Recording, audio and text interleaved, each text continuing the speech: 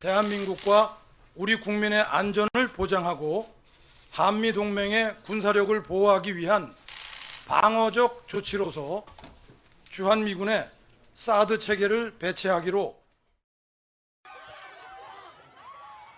네, 경북 성주군과 김천시 경계에 있는 소성리 마을에 사드 배치가 결정된 지 5년, 실제 배치된 지는 이번 주로 꼭 4년이 지났습니다. 일상이 무너졌다. 주민들은 이렇게 마음속 울분을 삼키고 있습니다. 걱정은 또 있습니다. 정부는 안전하다고 발표했지만 사드 레이더 전자파 피해로 고통을 겪고 있다는 목소리는 끊이지 않고 있습니다. 어디서부터 해결의 실마리를 풀어야 할까요? 사드 배치로 고통을 겪고 있는 성주와 김천 주민들을 도건엽 기자가 만났습니다. 이른 새벽 주한미군 사드 기지로 들어가는 도로에 주민과 사드 반대 단체 회원들이 모여 앉았습니다. 경찰이 시위대를 끌어내자 장비와 물자를 실은 차가 기지 안으로 줄지어 들어갑니다. 일주일에 2번씩 이런 전쟁 같은 아침이 되풀이되고 있습니다. 사드 배치를 결정한 박근혜 정부가 물러가고 재검토를 주장하던 당시 문재인 민주당 전 대표가 대통령이 됐지만 상황은 바뀌지 않았습니다. 5년 동안 많은 이가 세상을 떠나고 남은 주민들도 가슴에 피멍이 들었습니다. 청와대에 들어간 게 막 크다란 사진을 걸어놓고 사람이 먼저다. 사람이 먼저라고 적어놨대. 그래 사람이 먼저인데 왜 사드를 갖다 놓고 이래 사람을 괴롭히냐고. 문재인이 당선되면 사드에 대한 대안이 있다. 걱정하지 마라. 우리한테 맡겨도. 온 수많은 의원들이 다 그렇게 얘기했었고 사드 들어오고 난 이후에는 한 번도 이곳에 얼굴도 비치지 않아요. 사드 배치 결정 뒤 반대 투쟁을 이끌었던 성주투쟁위원회는 국민들에게 사드 문제를 알리는 활동을 준비하고 있습니다. 종전선언 등 한반도 평화 정착을 위한 노력도 함께할 계획입니다. 사드가 미국의 외교 군사 전략과 연결돼 있기 때문입니다.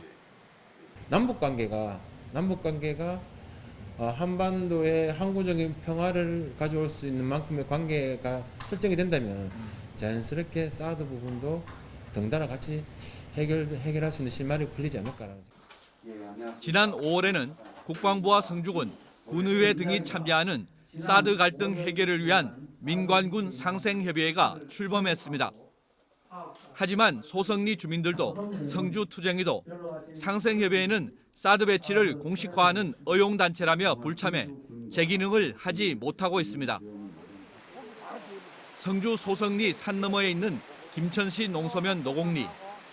사드 기지 레이더 방향으로 불과 1km도 안 되는 거리에 주민 100여 명이 모여 삽니다.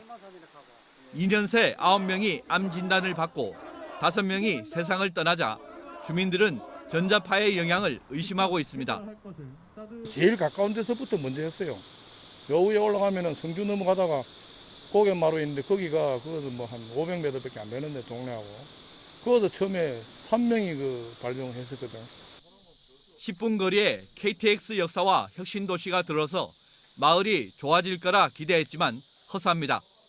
그 당시에 거래되는 가격보다는 현저하게 떨어진 가격대로 매매가 이루어지고 있고 또 실제로 떨어진 가격에도 불구하고 살려고 하는 사람은 거의 없습니다.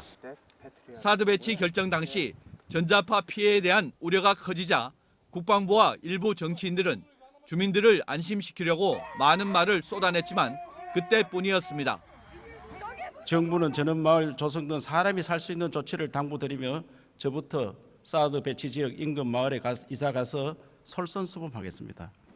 하지만 국방부는 2017년 한 차례 전자파를 조사해 안전하다고 발표한 뒤 더 이상의 조치는 없는 상태. 주민들의 궁극적 목표는 사드 배치 철회지만 정부는 절대 불가 방침을 고수하고 있어 갈등의 골만 깊어지고 있습니다. 되풀이되는 마찰과 갈등을 해소하고 주민들의 불안감을 덜어줄 수 있는 현실적인 방안이 절실한 상황. 지금은 그 접점을 찾는 정부와 주민 간의 진솔한 대화가 필요한 시점입니다.